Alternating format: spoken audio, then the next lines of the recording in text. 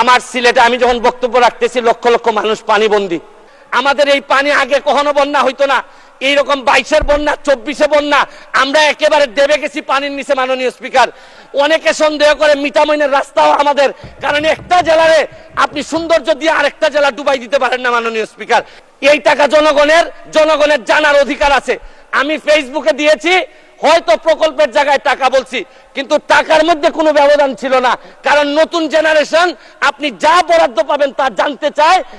1 মিনিটে শেষ করুন মাননীয় স্পিকার, এরপর আমি বলতে চাই, মাননীয়, আমি সিলেটের মানুষ। আমার সিলেটে আমি যখন বক্তব্য রাখতেছি লক্ষ লক্ষ মানুষ পানিবন্দী। আমি আপনার মাধ্যমে মাননীয় প্রধানমন্ত্রীর কাছে দাবি রাখতে চাই, একটা হাইড্রোলজিক্যাল একটা রিসার্চ করেন।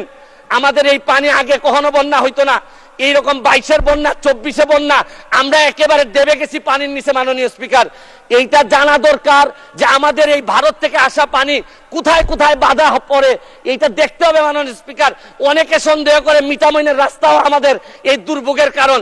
যদি হয় এইটারও মডিফাই করতে হবে, কারণ একটা জেলারে আপনি সৌন্দর্য দিয়ে আরেকটা জেলা ডুবাই দিতে পারেন না। মাননীয় স্পিকার, আমি হাইড্রোলজিক্যাল স্টাডি এবং এই স্টাডির ফলাফল আমাদের সামনে নিয়ে আসার জন্য দাবি জানাচ্ছি। মাননীয় স্পিকার, মাননীয় স্পিকার, একজন সংসদ সদস্য আমার ব্যাপারে অভিযোগ তুলছেন যে আমি যে বরাদ্দ পাই এইটা ফেসবুকে দিয়ে দিছি।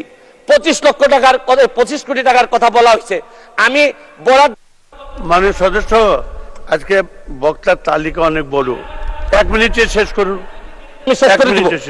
আমি বলতে চাই যে আমি যত বরাদ্দ এই পর্যন্ত পাইছি, আমি হচ্ছে কি এমপি হিসাবে ট্রাস্টি।